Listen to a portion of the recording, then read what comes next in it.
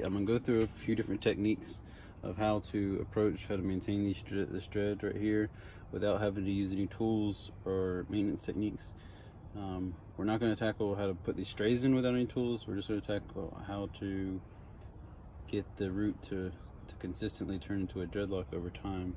So of course we're going to go over the basics of how to mat the dreads in the past. You know, the hair is clean, so we're going to grab it between our front fingers right here, between the knuckles right here or right here, and this is where we're going to put the pressure. If it's on the back of the head, you can use this part of your palm, and as you're pushing the hair into it like a cushion, the hair's going down like this into it, pushing the hair into it. You can go clockwise, counterclockwise, up and down.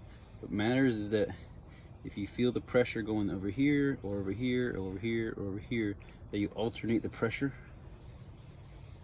and you even adjust where your fingers are as you go up and down. And if you pay attention to how it feels on your skin, either on your head, on your own head, or how it feels underneath my fingers, I can feel when it starts to get a little tight, and then I adjust my pressure. Like right now I'm putting pressure right here on the bottom knuckle, then I go to the top knuckle and I alternate the angle of pressure, as I'm also alternating how close or how far my fingers are, because it'll take a certain distance and a certain amount of pressure on the scalp in order to get it right for each kind of dread in each particular situation.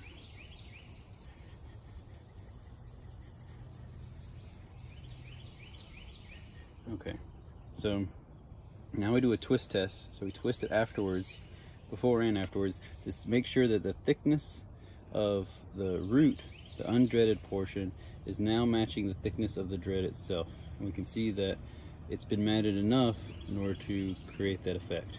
Now if you were to go and wash his hair right now, that would just undo. It would just come undone.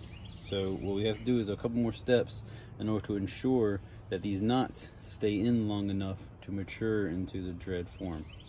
And so one way in which we're going to do this is we're going to do a technique that I call four corners. And four corners is where you find the edge of the dread. Like here's a corner right here. You find the edge, you pull back a couple hairs, like 1, 2, 3 hairs max. And you take the tip of the dread and you stick it through those couple hairs. And notice that I'm sticking right to left, or I'm actually going counterclockwise. So I'm going counterclockwise. Boom. All right, and you see that hair now is pulling over here all the way over here. So now what we want to do is if we're going counterclockwise, we want to go around the dread clockwise. So now since we started here, we're going to go here, this spot. Stick the tip through,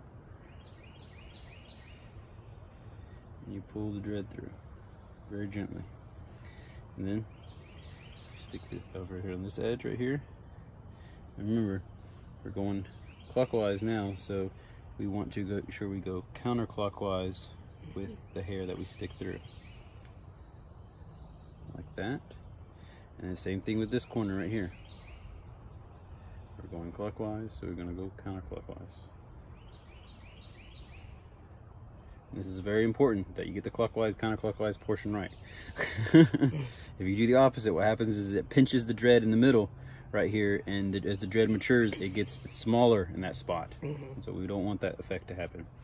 We want it to be, basically what we just did is we took enough hair from the corners to keep it just loose and tight enough so that those knots that we made with the matting will stay embedded in there long enough for them to mature and get stuck like that, while still at the same time staying loose enough on the edges so that as the dread grows out, that this little tightness that we've simulated right here won't stay there. It'll actually mature outward, and that tightness will just be gone. And so here's another thing. So as you can see right here, now the puffiness that was at the base of the root is not there anymore. It's not as puffy, because that puffiness has just been condensed down with the four corners technique. And of course, if you say, as you're feeling your dreads, or you're doing this for your dreads in the mirror or something like that, you're gonna have, say, some hairs like this coming out the edges. And the best thing you could do is, like, let's say for instance you have some of these hairs over here that are supposed to be in that dread, just for pretending. We can always take them out. Yeah, they're supposed to be in that dread right there. Well, when you're doing the four corners method, you can, if you hold those hairs right there at the base of the dread, and then we're going to go through it again. We're not going to pick the same hairs. We're going to pick different hairs. Do the 4 corners one more time. Stick the tip through. I'm only grabbing 1 or 2 hairs. 1 or 2. Look at that. 1 or 2 hairs right there. And we're sticking it through. And then we're straightening all the hair out again. And then we're grabbing some hairs right here on the edge. See how that hair right here is kind of fluffy. It's kind of fluffing out right there. So that's ideal hair right there to do the 4 corners. If it's already poking out like a little tiny loop, that's good hair to use. All right, so we go around this side. We're gonna, and see this right here? This little hair right here is poking out. So we're gonna do the 4 corners. Like that. And then we go, see this hair right here? It's just naturally poking out.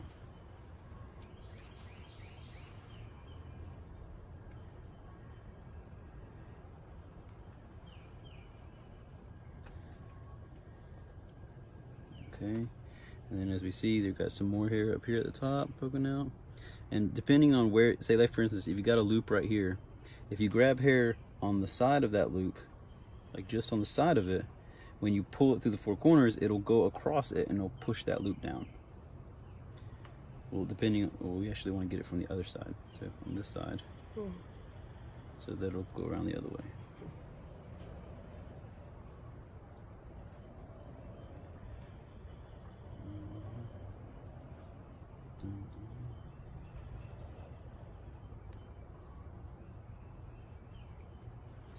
Alright, so, and then of course we can rub it like this a little bit, and what you see right there is that now that bushiness has been condensed down, and it still feels, if I twist it, twist, it's just as thick now, but if I untwist it, it's there. So that right there is going to still mature into a dreadlock, and it's not going to have any issues with becoming a dreadlock. It's not going to be like keep staying stray. Now I'm going to show you one more technique.